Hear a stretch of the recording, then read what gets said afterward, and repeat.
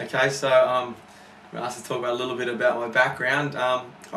Grew up in a small town in New South Wales called Casino, a couple of hours over the Queensland border, where my father played rugby league and my mother was a basketball player. So I grew up playing both.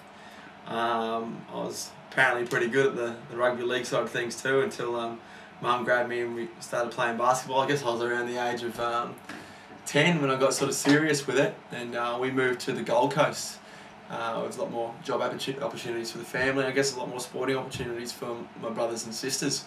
I went to high school here on the Gold Coast out at Helensvale, and really started to excel in my basketball and making rep teams and that sort of stuff. But it wasn't until I was a bit older, when I was about in grade 11 or 12, when I was still short. I wasn't really making any state teams and that sort of thing, which was, at the time was very disappointing. I was getting not much recognition for a lot of hard work. At that stage I was playing for an American basketballer named Eric Bailey, who was coaching us down a little stadium in Labrador, and we always had a very good team. We were always very short, and the players that sort of nobody wanted, and we did very well at the state championships as we got older and older, and then I moved on to Southern Districts, where I ended up playing some ABA, but I was always sitting behind the bigger and better players, and so it was very, very frustrating at the age of 17, 18 to not really be playing, and all this hard work has got me to this spot where I was. You mentioned the hard work, Adam. What sort of hours are you putting in, or what were you actually doing? Like, obviously shooting around with friends and working on your own game. How often were you addicted to the game, or? Well, I've got two younger brothers, and so we would play every day in the backyard, and then down at our school we'd play every lunchtime, and of course we'd have practice for, say, rep or for school teams nearly every afternoon. And I remember that we used to have training before school at 4:30 in the morning sometimes, which was really hard for my parents to get us there, but it was those sort of things that I look back on now after playing in the NBL that really got me an opportunity, being a short basketball player, to actually make that achievement come true.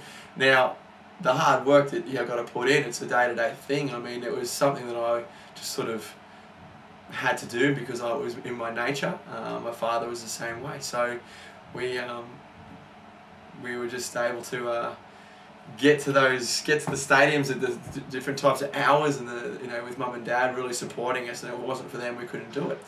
And so I guess once I got to the ABA level, I was studying university and wasn't really playing. I was playing it behind some really good players, and Aaron Honeyman, Scott Lloyd, Matt Shanahan, guys who were already playing in the NBL.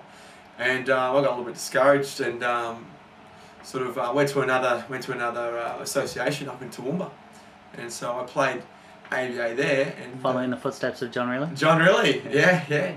Played up in Toowoomba up there, and after that 1 year up there, I received a basketball scholarship over in the United States. And it was really funny the way I got that, because a couple of friends of mine who are two big 6'8" boys are actually travelling the States looking for schools themselves, and they just happened to mention that I was looking for a school back here, and the school that they eventually signed at, one of their point guards got himself in trouble with the law and couldn't fulfill his commitments with the scholarship, and so they gave me a buzz, and I flew over and took that spot. And I spent 2 years at Martin Methodist College, which is an NAIA school, a very competitive school in Tennessee.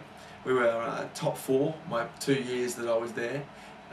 We played at the national tournament 2 years in a row, and I actually played with some guys who eventually either made NBA squads or really got a chance to go on and play in the NBDL.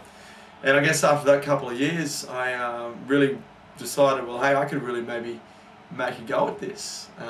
I'd previously had coaches tell me I was always going to be too short and not be able to make these teams, but when I was in college, I really thought, if I put the work in here, meaning shooting the ball every single day, being there before practice, shooting the ball, working on my dribble moves, and staying after practice, of course, once everyone else is gone, getting in the gym, trying to make sure I'm strong, and doing everything that I could to give myself an advantage over the next person. And so I guess when I come back to Australia, Joey Wright, who was the coach of the Bullets at the time, I guess saw those qualities in me and gave me a shot and signed me up to my first NBL contract, and I stayed there for a couple of years, which was really enjoyable. And was it Joey that found you back in those days, or was it someone like JVG, or how did you get noticed by the Bullets? Was it your ABA time? Or?